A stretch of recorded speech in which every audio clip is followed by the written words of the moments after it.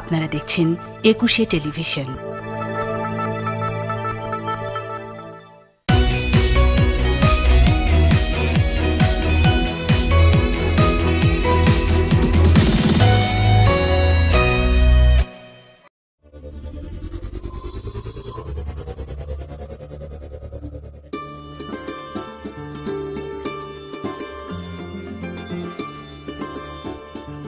প্রিয় দর্শক, আমি ফারহানা নিশো আপনাদের সবাইকে আমন্ত্রণ জানাচ্ছি একুশে টেলিভিশনের ঈদের এই বিশেষ আয়োজনে। বিশেষ বলছি এই কারণে যে আজকে এখানে এই মঞ্চে ইতিহাস রচিত হতে পারে। আজকে এই মঞ্চে আপনারা সবাই মিরাকেল দেখতে পারেন। মিরাকেল এই কারণে বলছি যে আগে কখনো এরকম আসলে হয়নি, কখনো কোনো টেলিভিশনের মঞ্চে আজকে যারা এখানে আসবেন তারা কখনো একত্রিত হননি। আজকে যারা এখানে আসবেন তাদের পরিচয় আমার মনে হয় আসলে না বললেই না। তাদের মধ্যে একজন বিশ্বসেরা অলরাউন্ডার, নিজের যোগ্যতায় নিজের খেলার মান নিয়ে যিনি দলকে নিয়ে গেছেন এক অনন্য উচ্চতায়, যিনি নিজের যোগ্যতায় হয়েছেন দলের সবচেয়ে নির্ভরযোগ্য খেলোয়াড়। এক কথায় বলতে গেলে দ্য ওয়ান ম্যান আর্মি। এবং 2015 সালের জানুয়ারিতে একসাথে টেস্টে, সেই সাথে ওয়ানডে র্যাঙ্কিংয়ে এবং সেই সাথে টি20তে নাম্বার 1 হয়েছেন যিনি। আমি মঞ্চে তাকেই আমন্ত্রণ জানাবো। তিনি আমাদের সবার অনেক পরিচিত ফয়সাল ওরফে ময়না। আমাদের সাথে আরেকজন যিনি আছেন তিনি কিন্তু নিজেকে কিং বলে থাকেন। এই কারণে বলেন যে সমস্ত মানুষ তাকে কিং হিসেবেই চেনেন এবং তিনি বাংলাদেশের চলচ্চিত্র জগতের কিং। এবং নিজের যোগ্যতায়, নিজের দাপটে, নিজের অভিনয় কৌশলে তিনি এগিয়ে গেছেন সাফল্যের চরম শিখরে। তিনি একাধারে চলচ্চিত্র প্রযোজক, তিনি শিল্পী সমিতির প্রেসিডেন্টও এবং সেই সাথে তিনি আমাদের সবার অনেক বেশি প্রিয়, তিনি আমাদের অনেক পছন্দের মাসুদ রানা। ধৈর্য, সহ্য, অপেক্ষা সবগুলোই মনে হয় বাঁধ ভেঙে যাচ্ছে। আমারও কিন্তু তাই। প্রিয় দর্শক, আপনাদের সাথে আমিও দেখতে চাই আজকে এই মঞ্চে আমাদের সাথে পুরোটা সময় কারা থাকবেন। মঞ্চে আমন্ত্রণ জানাচ্ছি সাকিবকে।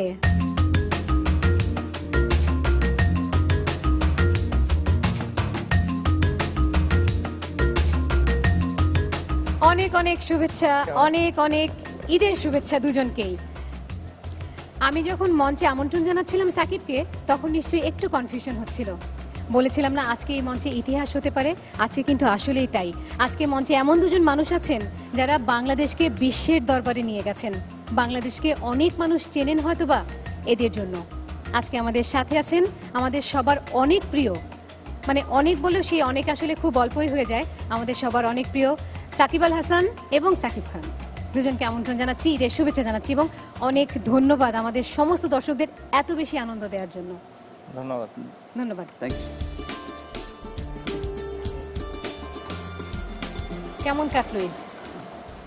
ঈদ তো বরাবরই অনেক ভালো কাটে, অনেক আনন্দে কাটে, আর স্পেশালি আজকের ঈদ তো আরো অনেক ভালো কাটছে। অনেকদিন পর আমার ব্রাদারের সাথে দেখা হলো, সেই আফটার লং টাইম। অনেকদিন পর মানে আমার মনে হয় 7-8 বছর তো হবে। হ্যাঁ, 2008-9 এর দিকে মনে হয় প্রথম আলো ফটোশুটের সময় দুজন একসাথে ছিল। ইনফ্যাক্ট তখন থেকে কিন্তু এরকম একটা প্ল্যানিং ছিল যে একসাথে টিভি স্ক্রিনে কখন দেখা যাবে দুজনকে।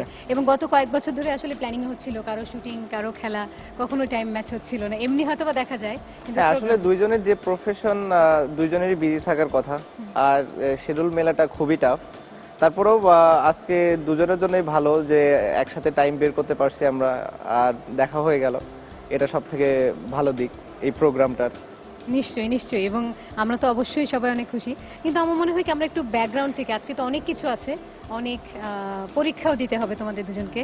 কিন্তু কথা হচ্ছে আমরা শুরুতে আসলে একটু শুরু থেকেই শুরু করি। একদম শুরু বলতে প্রথম জন্ম দিয়ে শুরু করি। দুজনেই একই রাশির। আচ্ছা, একজন 24 মার্চ, একজন 28 মার্চ। তাহলে তো খুব কাছাকাছি। 4 দিনে চলে গেল। কে বড়? 4 দিনের বড়। 4 দিনের। 4 দিনের বড়। 4 দিনের বড়। আচ্ছা, তো জন্ম তো গেল, কিন্তু জন্মের পর থেকে মানে যখন মানুষ বেড়ে ওঠে, বড় হয়ে ওঠে, তখন কিন্তু সবার ভিতরে একটা স্বপ্ন থাকে, স্বপ্ন কাজ করে। তো সাকিব আল হাসানের ক্ষেত্রে আমি যেটা জানি যে এক বাবা ছিলেন, বাবা খেলতেন খুলনা বিভাগে, সেই সাথে এক কাজিন ছিলেন যিনি জাতীয় দলে খেলতেন। তো ফ্যামিলির মধ্যে একটা খেলাধুলা ছিলই। হ্যাঁ, তারা দুজনে অবশ্য ফুটবল খেলতো। আমারও ফুটবল অনেক প্রিয় ছিল। কিন্তু বাংলাদেশে আস্তে আস্তে ফুটবলের জায়গাটা ক্রিকেট নিয়ে নেয় বা পপুলারিটিটা অনেক বাড়তে থাকে, তো আস্তে আস্তে ক্রিকেটের প্রতি ঝোঁকটা বেশি ছিল। তারপরে আসলে ওরকম কোনো প্ল্যান ছিল না যে কখনো ক্রিকেট প্লেয়ার হব কিংবা প্রফেশনাল একজন খেলোয়াড় হব। ছোটবেলায় যেহেতু আব্বু সরকারি চাকরি করতো, তো চিন্তা ভাবনা অমন ছিল যে ভালোভাবে পড়াশোনা করে ডাক্তার হই, ইঞ্জিনিয়ার হই, ভালো একটা ব্যাংকের অফিসার হই, এই লাইনের। স্বাভাবিকভাবে আমাদের সবার তো এরকমই বেশিরভাগ চিন্তা থাকে, মিডল ক্লাস ফ্যামিলিতে যে ধরনের চিন্তা ভাবনা হয়, সো ওরকমই ছিল। কিন্তু তারপরে হঠাৎ করে মানে তাহলে এইখানে, এবং ফুটবল না খেলে ক্রিকেট কেন? আমি যেটা বললাম যে আসলে আমি যখন দেখতাম ফুটবল অনেক ছোট ছিলাম, আর যখন আমি একটু বড় হতে থাকি বাংলাদেশি ক্রিকেটের প্রচলনও আস্তে আস্তে বাড়তে থাকে। 97-এর চ্যাম্পিয়ন্স ট্রফির পর থেকে ক্রিকেটটা বাংলাদেশে অনেক পপুলার হতে থাকে। সো তখন পাড়ায় সবাই ক্রিকেট খেলা শুরু করে, তো এখান থেকে ক্রিকেট খেলার প্রতি অনেক ঝোঁক ছিল। এবং আমি তো জানি যে তখন নাকি বিভিন্ন জায়গা থেকে, আগে যেমন হতো না যে ওই জায়গায় ওই প্লেয়ার ভালো খেলে তাকে হায়ার করে নিয়ে যেতে বিভিন্ন দলে যেতাম। খেলার এটা তো জন্য। আসলে মাগুরার ভেতরে যখন খেলতাম, আরেক গ্রামে খেলা হচ্ছে, আরেকটা জায়গায় খেলা হচ্ছে, এরকম অনেকেই যেত। সো আমিও যাওয়ার সুযোগ হতো মাঝে মাঝে। সো হ্যাঁ, সময়টা অনেক মজার কাটতো, বাট কখনো ওরকম চিন্তা করিনি যে হ্যাঁ আমি প্রফেশনাল প্লেয়ার হব, এই কারণে আমি আসলে খেলাটা শুরু করছি। কিন্তু সেটা নিশ্চয়ই অনেক মানে কত ছোট বয়সে, কারণ 15 বছর বয়সে তো অনূর্ধ্ব 19-এ খেলা শুরু হয় না? না, 15 বছরে ঠিক অনূর্ধ্ব 19-এ খেলিনি। আমরা যখন 17-18 মতো হবে তখন আসলে আন্ডার 19 খেলি। তার আগে আন্ডার 15 খেলেছি বা আন্ডার 17 খেলেছি। সুযোগটা আসলে বিকেএসপির প্রতিভা অন্বেষণ ক্যাম্পের মাধ্যমে আসে। ওখান থেকে একটা সুযোগ আসে বিকেএসপিতে ভর্তি হওয়ার, তারপরে ভর্তি হই বিকেএসপিতে, আর তারপরে আসলে লাইফটা চেঞ্জ হওয়া শুরু করে। সাকিবের একটা ইস্যু আমার অবশ্য আমি প্রায়ই পড়ে থাকি, সেটা হচ্ছে ও যেমন বললো যে ছোটবেলা থেকে ডাক্তার ইঞ্জিনিয়ার হওয়ার স্বপ্ন, যেটা আমারও থাকে, সবারই থাকে ডাক্তার ইঞ্জিনিয়ার হওয়ার স্বপ্ন, কিন্তু সেটা এসএসসি পরীক্ষার পর থেকে নাই হয়ে যায়। এটা কেন? মানে ওই সময় তাহলে শুরুটা কিভাবে বা কেন এরকম হলো? আমাদের মতো মিডল ক্লাস ফ্যামিলিতে সবসময় কিন্তু ওই ভাবনাটাই থাকে যে আমরা বড় হয়ে ডাক্তার হব, ইঞ্জিনিয়ার হব, একটা বড় ব্যাংকার হব বা কিছু একটা হব, Definitely. বড় একটা জব করব বা কিছু একটা। তো যার যার ডেস্টিনি আসলে যার যার ভাগ্য যেখানে টেনে নিয়ে যায়। তো আমিও কখনো ভাবিনি যে আমি সিনেমার হিরো হব, সেটাও যেমন হুট করে হয়েছে। সাকিবেরও কখনো ভাবিনি যে প্রফেশনাল প্লেয়ার হবে, হুট করে হয়েছে। এটা আসলে টোটালি লাক। কিন্তু তাই যদি হয় তাহলে তুমি নাচ শিখেছো তো? নাচ শিখেছি, আমি তো এর আগে অনেকবার বলেছি যে নাচ শিখেছি হচ্ছে ফান করে, দুষ্টামি করে। আচ্ছা, মার্শাল আর্টও শিখেছি হ্যাঁ ফান করে, মার্শাল আর্টও শিখেছো, হ্যাঁ। সেটা ফান করে। তো স্কুলে সব ফ্রেন্ডরা শিখতো, তার সাথে সাথে বলতো, যেতাম শিখি।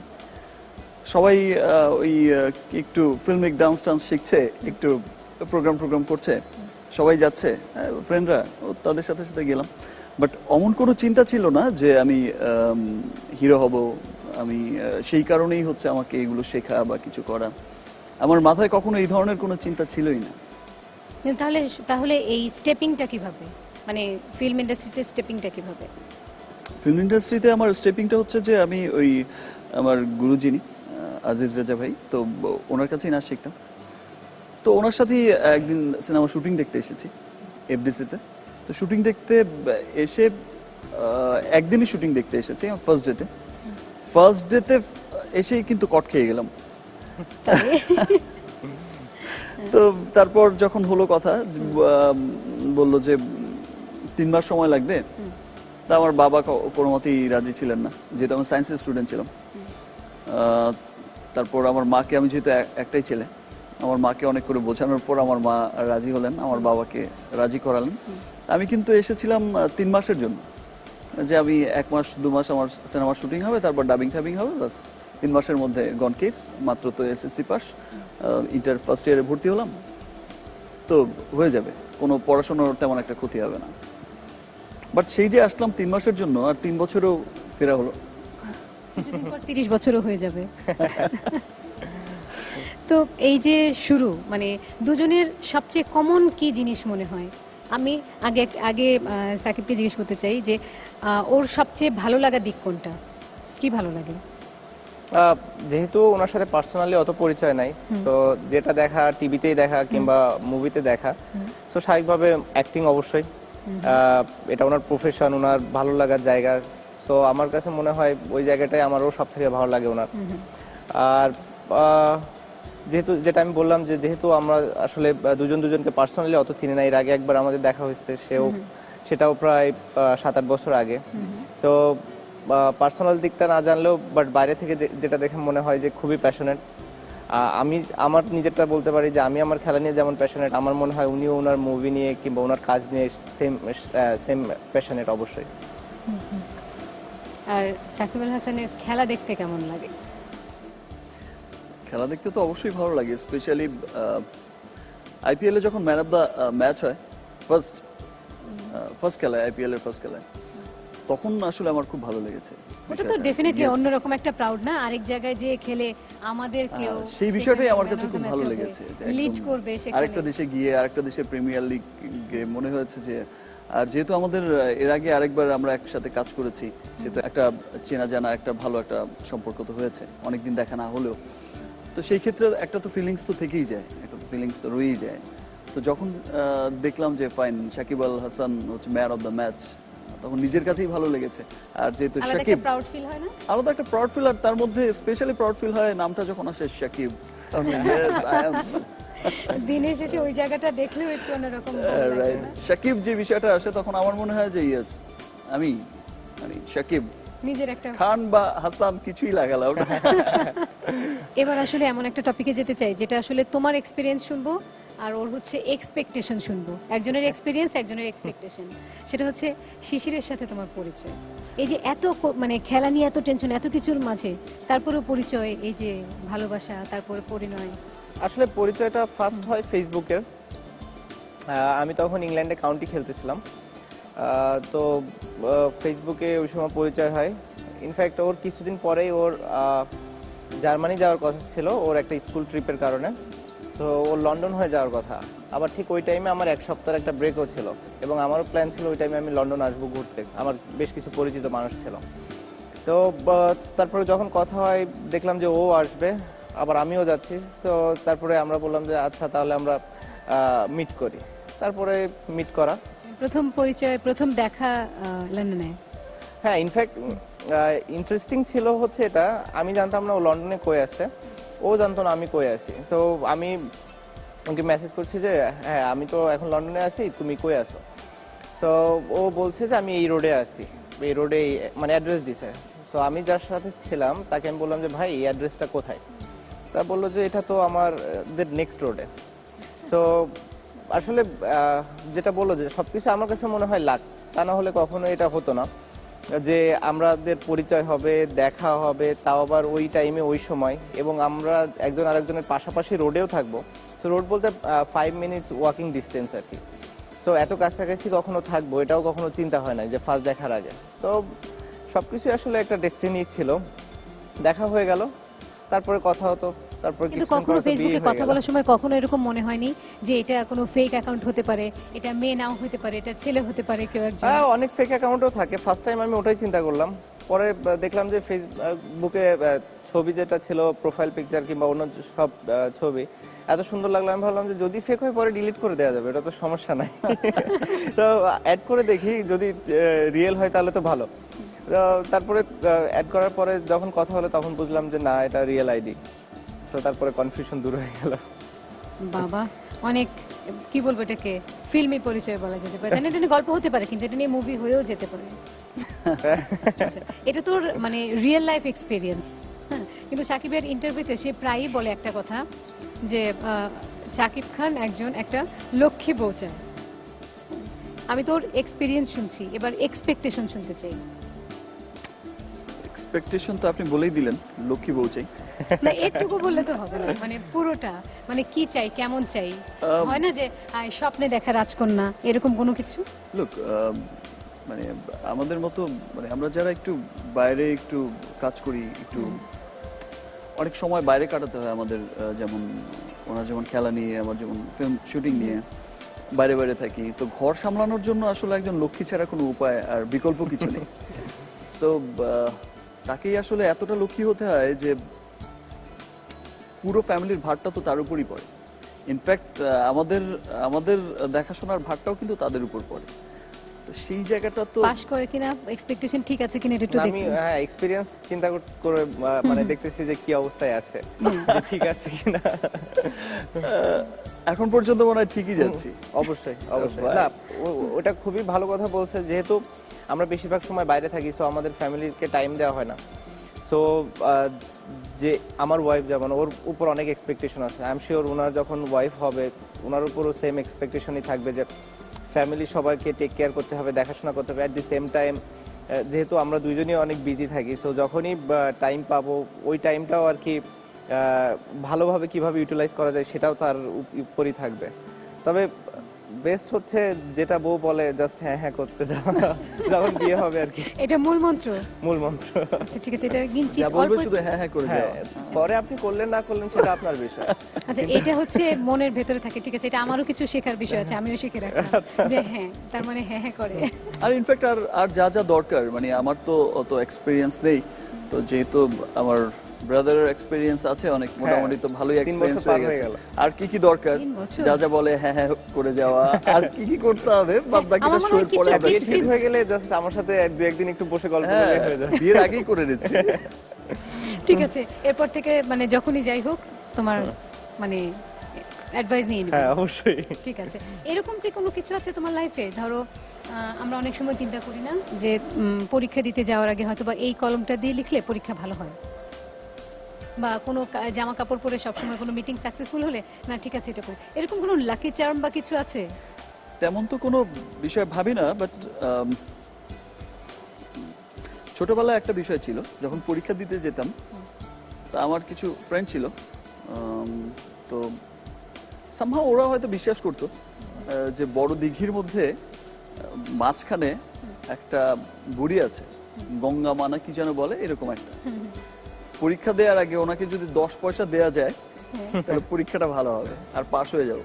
আচ্ছা, তো ওরাও দিত, তো আমি 10 পয়সা এনে, ছোট আর কি, যখন 5-6 এরকম পড়ি আর কি, যে এসে 10 পয়সা ওই পুকুরের মাঝখানে ছুঁড়ে ফেলে দিয়ে, মানে ফেলে দিয়ে ওখানে দাঁড়া দাঁড়া বলতাম যে আজকে পরীক্ষাটা যেন আমার ভালো হয়, আমি যেন ভালো রেজাল্ট করি, ভালোভাবে পাশ করি। তো সেই বিষয়টা পরক্ষণে যখন একটু বড় হলাম, যখন 9-10 এইরকম এই লেভেলে গেলাম, তখন ওই বিষয়টা মনে করে খুব হাসতাম, কিরকম বোকা ছিলাম যে শুধু শুধু পয়সাটা 10 পয়সা দিলে। কিন্তু পরীক্ষা কি কখনো এরকম হতো যে ভালো হতো পরে এসে মনে হতো যে না, অথবা পরীক্ষা মোটেই ভালো না তখন মনে হলো 10 পয়সাই মাটি, না, কিছু এরকম? তখন তো আর বুঝতাম না, তখন যদি দেখতাম যে কিছু না, আজকে তো অনেক প্রশ্ন কমন পড়ে গেল, তখন ভাবতাম যে ওই পয়সা দেওয়ার কারণে পয়সা দেওয়ার কারণে প্রশ্ন common পরীক্ষাটা পড়ে গেছে। কমন পড়ে গেছে, আর ভালো রেজাল্ট ওই কারণেই হলো। পরে বড় যখন হতে থাকলাম, যখন দেখলাম যে না, শুধু শুধু পয়সাটা বেকার গেল, এমনিতেই প্রশ্নপত্র মিলে যাচ্ছে। এরকম কিছু আছে কোনো লাকি চার্ম বা কিছু? আসলে বেশিরভাগ ক্রিকেট প্লেয়ারদেরই অনেক সুপারস্টিশন থাকে, আমাদের টিমেও অনেক আছে সবারই, আমারও অনেক ছিল, বাট এখন আস্তে আস্তে অনেক কমে আসছে। এর একটা কারণ হচ্ছে আমি আস্তে আস্তে এগুলো আর কি, না এটা ছাড়াও সম্ভব। সো বাট অনেকেরই থাকে, এবং আমারও আছে, এখনো কিছু কিছু আছে। আর এটাও একটা যে আমার কোনটা সুপারস্টিশন এটা যেন আমি কাউকে না বলি, সেটা বলবো না আমি এখানে।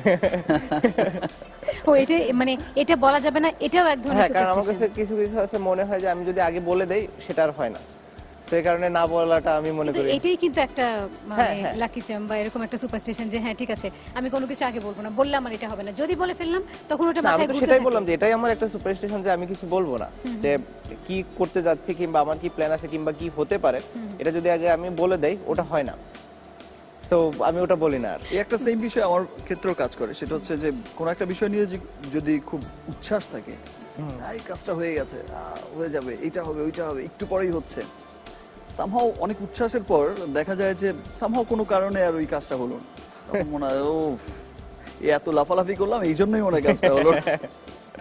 এই একটা বিষয় কাজ করে। That's true. কিন্তু আমরা এখানে আমার মনে হয় সেটে দেখতে পাচ্ছ তোমরা দুজনেই, এখানে তোমাদের জন্য কিন্তু অনেক ধরনের ছোট ছোট আয়োজন আছে। এখানে তোমাদেরকে কিছু ছোট ছোট পরীক্ষা দিতে হবে, কিছু গেম খেলতে হবে, স্কোরিং হবে, তার উপর আসলে অনেক কিছু ডিপেন্ড করে। সেটা যত শেষের দিকে যাব তত আমরা দেখবো যে আসলে ঘটনাটা কোন দিকে আগাচ্ছে। মানে পরীক্ষায় পাশ করলে কি হবে? সেটাই তো, ওইটাও আমি বলবো না। আপনার ও যেমন- লক্ষ্যে একটা মেয়ে দেখে দিবে। না এটা যেমন সাকিব আল হাসান যেটা বললো যে বললে পরে হবে না, তা আমার ওইটা মনে হচ্ছে বললে পরে হবে না, সো বেটার আমি বলবো না। ওকে ঠিক আছে। কিন্তু তার আগে আসলে একটু ব্রেক নেই, তারপরে এসে আমরা বাকি জিনিসগুলো করি। ব্রেক নিয়ে একটা। Sure. প্রিয় দর্শক, দেখতেই পাচ্ছেন আপনাদের সবচেয়ে পছন্দের দুজন মানুষ আজকে এখানে আছে। আমি এইটুকু আশা করি এবং আমি জানি যে আপনারা সবাই আমাদের সাথে থাকবেন। কাজেই ছোট্ট একটু বিরতি নিচ্ছি, ফিরছি এখনই।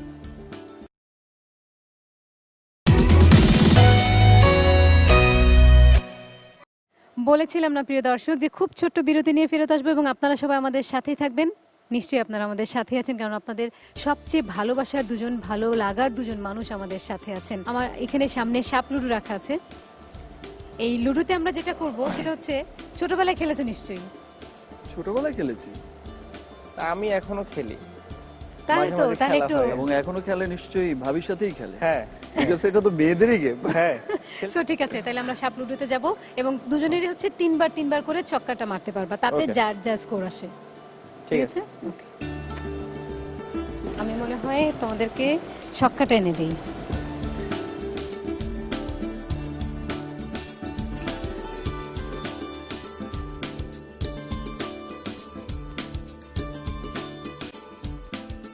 এখন যেটা করতে হবে সেটা হচ্ছে দুজনকে তিনবার করে এই ছক্কাটা মারতে হবে। তারপর দেখি কাকে সাপে কাটে, কাকে কাটে না, আর কে মই দিয়ে অনেক তাড়াতাড়ি আরো বেশি উপরে উঠে যায়। তিনবার। শুরু করব।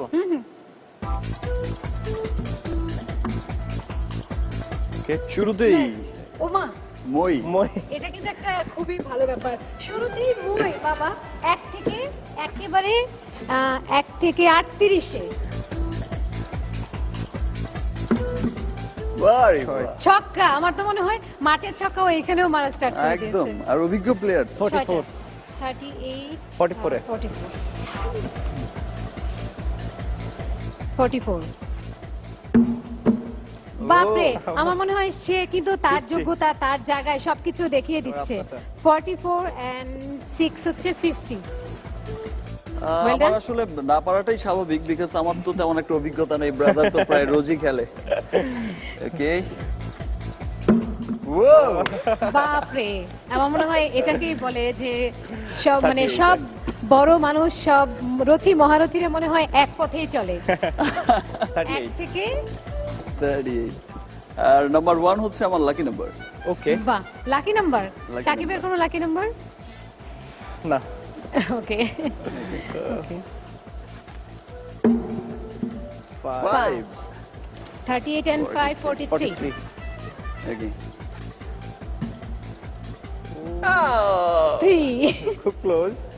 আচ্ছা, এইটা হচ্ছে 46 46 43 and 6 46। বাহ, দুজনে আমার তো মনে হচ্ছে দুজনে একসাথে শুরু, একই দিকে শুরু, একভাবে এক জায়গায়, যে তার মানে 50, একজন হাফ সেঞ্চুরি, আরেকজন কাছাকাছি, অসুবিধা নেই। বিকজ তো লুডো খেলার এক্সপেরিয়েন্স তো হ্যাঁ, আমার ব্রাদারের experience তো একটু বেশি থাকবে। কাজে দিছে এখানে। প্রিয় দর্শক, দেখলেন যে কিভাবে অল্প অল্প করে মানুষ সাফল্যের শিখরে পৌঁছে যেতে পারে। আপনাদের জন্য, আপনাদের সবচেয়ে ভালোবাসার দুজন মানুষকে নিয়ে আমাদের আরো অনেক আয়োজন আছে। সাথেই থাকুন, ছোট্ট একটু বিরতি নিয়ে ফিরে আসছি। বলেছিলাম বিরতির পর ফিরে এসে আপনাদের জন্য অনেক অনেক আয়োজন থাকছে, তেমনি অনেক আয়োজন নিয়ে ফিরে এলাম আমরা। আশা করছি আমাদের সাথেই আছেন। আর তোমাদেরকেও বলেছিলাম অল্প অল্প অল্প অল্প করে পরীক্ষা তো আজকে দিতেই হবে। এখানে আমাদের কিছু গ্লাস রাখা আছে, তোমাদের দুজনকে এদিকে চলে আসো।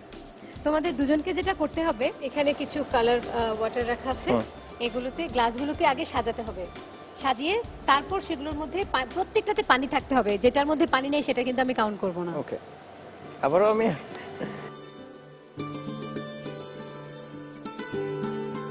আমি কিন্তু বলেছি 1 মিনিটের মধ্যে সাজাতে হবে।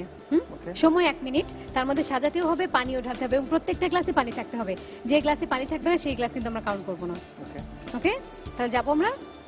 ওকে, your time starts now.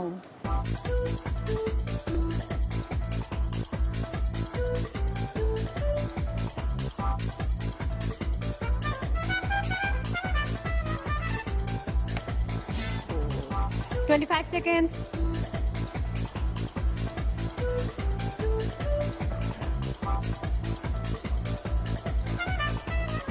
$40 seconds. Go. 50 seconds. Super. Stop. এবার আমি সুপার। এবার দেখি আমি কতগুলো গ্লাস হলো। 1 2 3 4 5 6 7 8 9 10 11 12টা 12টা গ্লাস 1 মিনিট সময়ের মধ্যে। খারাপ না কিন্তু, যথেষ্ট এখানেও ভালো। 12টাই আছে। না, 12টা আছে মানে 12টাই করতে হবে তা না, এগুলো আমি এখনই খালি করে দিব। হতে পারে 24টা একসাথে হয়ে গেল। It's not bad, very good in fact.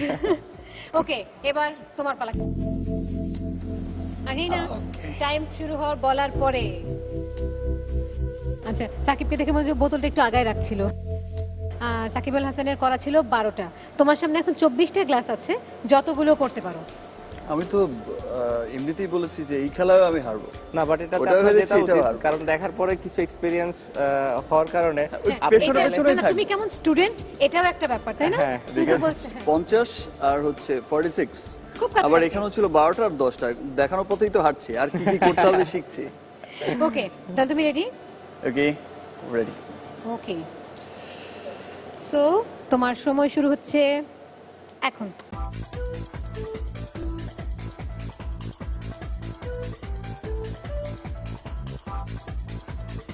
কাছাকাছি কাছাকাছি, মাঝখানে পড়ে যাবে, কাছাকাছি করতে হবে।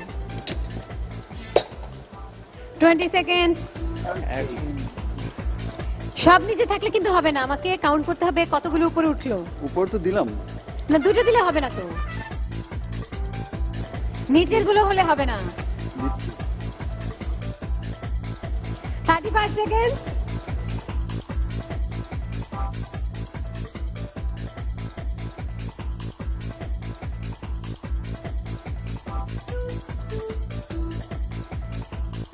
Wow! 1 মিনিট শেষ, এবং এবার আমার মনে হয় আমরা একটু গুনে দেখি সাকিব আসলে কেমন স্টুডেন্ট, এটাও প্রমাণ হয়ে যাবে। 1 2 3 4 5 6 7 8 9 10 11 12 13 14 15 16টা। বাবা, মানে গুরুর ক্রেডিট নাকি শিষ্যের ক্রেডিট? না না, এখানে তো আসলে বললাম না যে দেখানোর পথেই হাঁটছি, আর কিছু টিপস এই প্রোগ্রামের পরে নিচ্ছি। না, আসলে গুরু তখনই ভালো যখন শিষ্য ভালোভাবে শিখবে, তো ক্রেডিট শিষ্যরই বেশি। ভালোভাবে শেখানোরও একটা হ্যাঁ, ক্রেডিট লাগে। তার মানে 12টা আর 16টা সমান সমান কিন্তু হয়েই গেল। প্রিয় দর্শক, ছোট্ট একটু বিরতি নিচ্ছি, সাথেই থাকুন, ফিরছে এখনই। প্রিয় দর্শক, বিরতির পর ফিরে এলাম আবার, এবং আশা করছি আমাদের সাথেই আছেন। অনেক আনন্দ ঘন মুহূর্ত কাটছে আমাদের এই অনুষ্ঠানে, কারণ আজকে আমাদের সবচেয়ে প্রিয় দুজন মানুষ আমাদের সাথে আছেন, শাকিব খান এবং সাকিব আল হাসান। পরীক্ষা তো শেষ হয়ে যায়নি, আমাদের দর্শকরা কিন্তু সাথে আছেন, তারাও কিন্তু কাগজ কলম নিয়ে বসে হিসেব করছে কার কত পয়েন্ট হলো, কারণ দুজনেই সবারই পছন্দ। কেউ হয়তো বা চিন্তা করছে না সাকিব জিততেই হবে, সাকিব আল হাসানকে জিততে হবে, কেউ বলছে না সাকিব খানকে জিততেই হবে। মুভির ফ্যান যারা, তারা হয়তো ওরকম করে দেখছে, সো তাদেরও কিন্তু একটা কম্পিটিশন হচ্ছে যে আসলে কি হচ্ছে। বাট আচ্ছা, এট দ্য এন্ড তো সাকিবেরই জয় হবে। সেটা আমরা দিয়ে জিতি। সেটাই খান বা হাসান যাই হোক, আমরা বলবো সাকিবেরই তো আজকে জয়। আজকের বিজয়ী সাকিব। হ্যাঁ, হ্যাঁ, আর কিছু বলবো না। ঠিক আছে, এখন তোমাদের জন্য, আমি জানি না এটা কখনো খেলেছো কিনা, নিশ্চয়ই অনেক আগে ছোটবেলায় খেলেছো। সেটা হচ্ছে এখানে একটা বোর্ড রাখা আছে, কিছু বেলুনস আছে, এখানে একটা বন্দুক আছে, এটা দিয়ে যে সবচেয়ে অল্প সময়ের মধ্যে সবচেয়ে বেশি বেলুন ফোটাতে পারবে, প্রত্যেকটা বেলুনের জন্য এক করে পয়েন্ট। তো আমরা খেলা শুরু করব, কিন্তু আমার এই খেলার জন্য আমার একজনের হেল্প লাগবে, সো দ্যাট আমরা এই বন্দুকটাকে লোড করার জন্য। তো বন্দুকও রেডি, টার্গেট নিশানাও রেডি। সো আমরা এখন হচ্ছে দেখতে চাই কোথা থেকে, আমার মনে হয় এই জায়গাটায় যদি পয়েন্ট করি এখান থেকে ভালো হয় না? ওকে, প্রত্যেকেই 5টা 5টা করে, ঠিক আছে। তাতে দেখা যাক যে কত দূর, কে কত দূর, কত বড় শিকারী। তো এবার কে শুরু করবে? এবার ভাই শুরু করো। ওকে, গুড লাক। সো রেডি তুমি? ওকে, ঠিক আছে, রেডি। শুরু হয়ে যাক, দেখা যাক কে কতটুকু শিকার করতে পারে। বাপরে, প্রথমেই টার্গেট সাকসেসফুল। ওর ফুটলো। এটা না অনেকটা টাই ব্রেকের মতো হবে, তাই না? 5টা যদি হয়ে যায়, দুজনেরই 5টা 5টা হলে, তাহলে তো আবার আরো 5টা।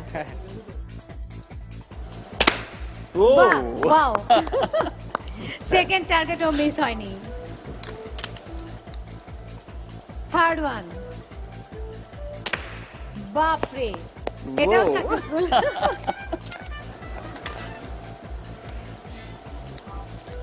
fourth one.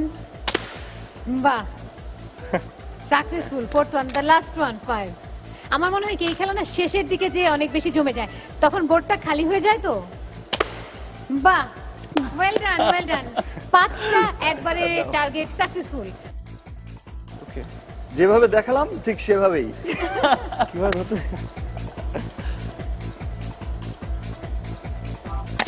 Wow, super. কেউ কারো চেয়ে কম না, সমানে সমান। Super. Second one is also. বাহ, সুপার। third one gone. এবার the fourth one. এটা মিস। No, উপরে একটা yellow gone. এবার the fifth one, last one. কোনটা এবার? একটা ডিফিকাল্ট কোন একটা চুজ করে মারা দরকার ছিল। না, ওটা তো পরে, আগে দেখি কে কত দূর। বাহ, Super. গ্রিন ওয়ান গন। তার মানে সমানে সমান, 5টা।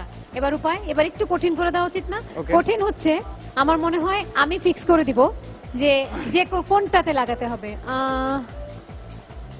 Orange one. অরেঞ্জ? হ্যাঁ। অরেঞ্জ কোনটা? এই কালার, ওকে। এই কালারের যে কোনো একটার মধ্যে লাগাতে হবে। বাহ, ওয়াও। সুপার। এবার হচ্ছে লাইট পিঙ্ক, বেবি পিঙ্ক, যেটা মানে ওই কোনটা? পাশ, অরেঞ্জের পাশেরটাই। অরেঞ্জের পাশেরটাই। এইটা মিস। ওকে, এরপর ব্লু। Wow, target successful. 3টা গেল, একটা মিস। ওকে, এবার একটু সহজই দেই।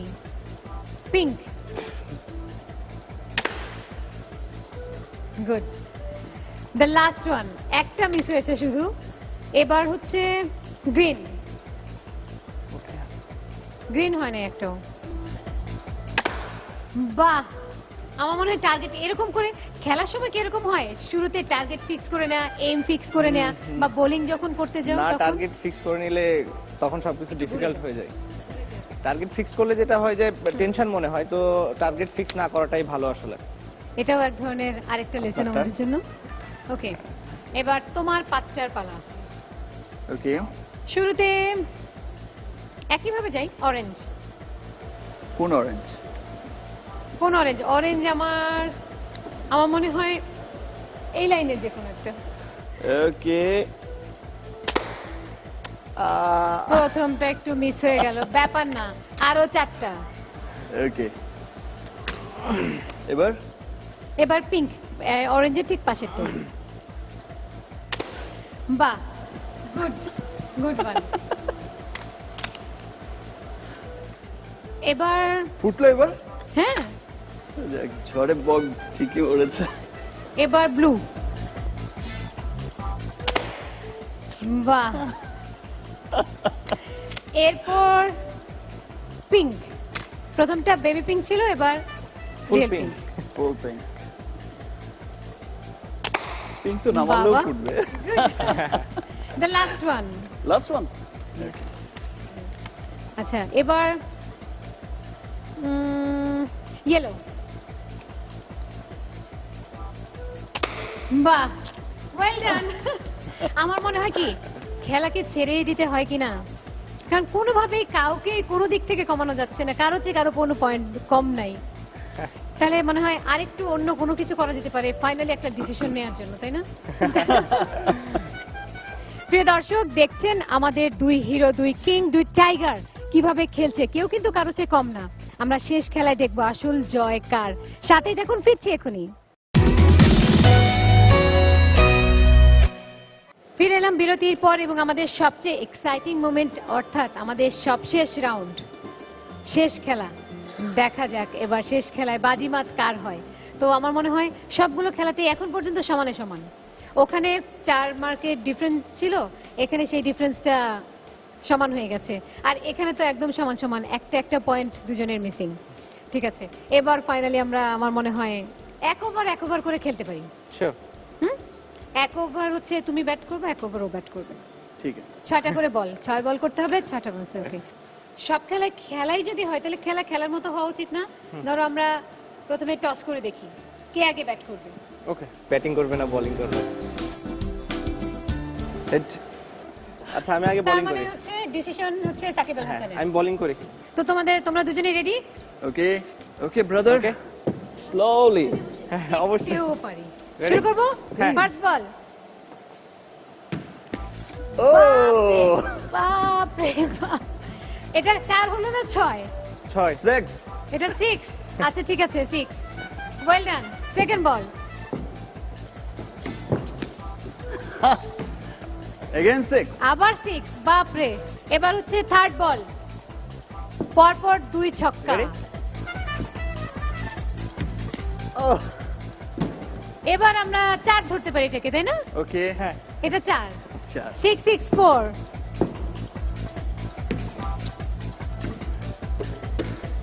এইটাকে আমরা কত ধরবো? এটা 1 এটা- রান। এটা 2 রান। আচ্ছা 2 রান। 2 হ্যাঁ 6 6 4 2। বাপরে, আবার 6। সবুজ। তার মানে 6 6 4 2 6। Okay, last ball. Okay, the last one.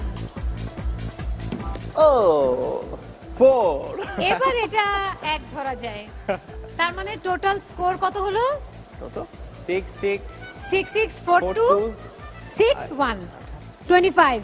25 এর সাথে তাহলে এখন সাকিব আল হাসানের টার্গেট হচ্ছে 26। ওকে। 26 হলে বোঝা যাবে।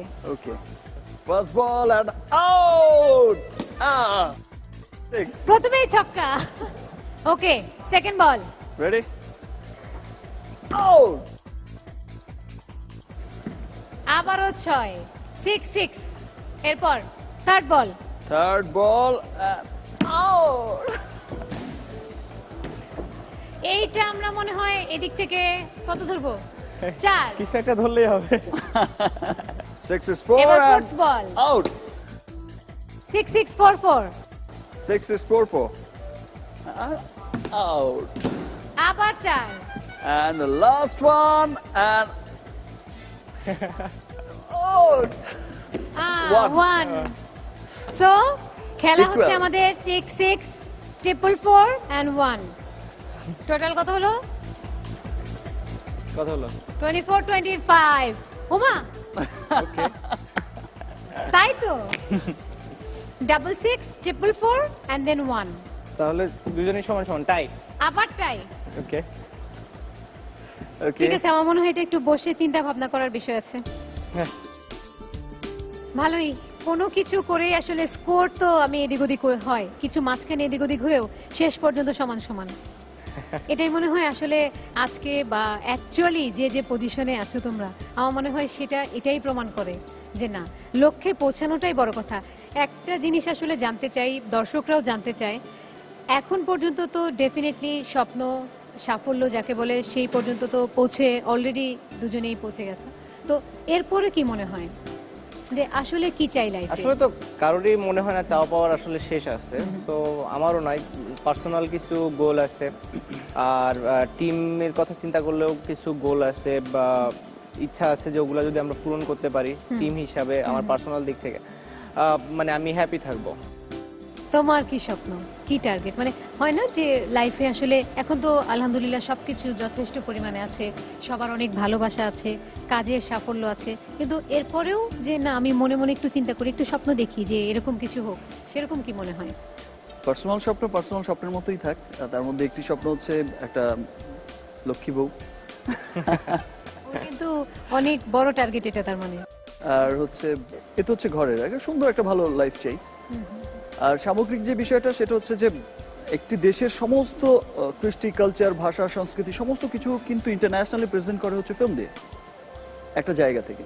তা আমারও স্বপ্ন সেই রকম যে একদিন, এবং সেই দিন বেশি দূরে নয়, যে যেটা হবে যে আমাদের সমস্ত বিষয়গুলো বাংলাদেশকে একটা জায়গায়, বাংলাদেশের সংস্কৃতিকে একটা জায়গায়, মানে বিশ্বের মানচিত্রে বা বিশ্ব দরবারে প্রেজেন্ট করবো হচ্ছে আমাদের ফিল্ম দিয়ে। তো থ্যাংক ইউ সো মাচ এতগুলো সময় আসলে আজকে দেওয়ার জন্য। আজকে ঈদের পরের দিন সবাই মানে অনেক আনন্দ করছে, সেই আনন্দ যেন পরিপূর্ণতা পেল। আমি তোমাদের দুজনকে আমাদের পুরো 21 পরিবারের পক্ষ থেকে, আমার পক্ষ থেকে তো অবশ্যই, কারণ এটা আসলে অনেক বছরের প্ল্যান ছিল, গত কয়েক বছর ধরে প্ল্যান হচ্ছিল এই অনুষ্ঠানটা করার, কিন্তু সামহাও হচ্ছিল না, কারো খেলা থাকে, কারো শুটিং থাকে, কিন্তু আজকে ফাইনালি দুজনেই সময় করেছে এবং অন্য কাজগুলো বাদ দিয়ে। Thank you so much. Eid সবার জীবনে অনেক আনন্দ বয়ে আনুক, এটাই হচ্ছে কামনা। আমরা এই আনন্দের দিনে আবারও সবাই একত্রিত হই, এক মেন্টালিটিতে একত্রিত হই যে আমরা যার যার অবস্থান থেকে আমাদের দেশকে বিশ্ব মানচিত্রের একটা গৌরবময় স্থানে পৌঁছে দেব। সবাইকে ঈদের শুভেচ্ছা জানাই, ঈদ মোবারক সবাইকে, সবার ঈদ সুন্দরভাবে কাটুক, এটাই চাই। আর যেটা হচ্ছে বড় কথা, আমরা সবাই যার যার জায়গা থেকে চেষ্টা করব বা দেশকে এগিয়ে নিয়ে যাওয়ার, কারণ আলটিমেটলি আমি থাকি না থাকি, অন্য কেউ থাকুক না থাকুক, দেশটা থাকবে এবং আমাদের দেশের সবকিছু আমাদের হাতেই আসলে। সো আমাদের টার্গেট থাকবে যেন সবসময় আমরা দেশের জন্য কিছু করতে পারি। প্রিয় দর্শক, কথা বলতে বলতে, আনন্দ করতে করতে আমরা অ্যাকচুয়ালি আমাদের অনুষ্ঠানের একেবারে শেষ পর্যায়ে চলে এসেছি। পুরোটা সময় আপনারা আমাদের সাথে ছিলেন, আপনাদের সমস্ত ভালোবাসা আমাদের সাথে ছিল, আপনাদের সবচেয়ে পছন্দের দুজন মানুষ আমাদের সাথে ছিল। তাই আমার যেমন নিজেকে পরিপূর্ণ মনে হচ্ছে, আমাদের 21 পরিবারকে পরিপূর্ণ মনে হচ্ছে, তেমনি আমার মনে হয় আপনারাও সবাই নিশ্চয়ই অনেক বেশি তৃপ্ত এই পুরোটা সময় আমাদের সাথে থেকে। সবাইকে অনেক ধন্যবাদ। সবার ঈদ অনেক ভালো কেটেছে, বাকি দিনগুলো অনেক ভালো কাটুক সেই প্রত্যাশা রইল। আমি ফারহানা নিশো বিদায় নিচ্ছি। সবাই ভালো থাকুন, সুস্থ থাকুন, নিরাপদে থাকুন। দেখা হবে আবারও।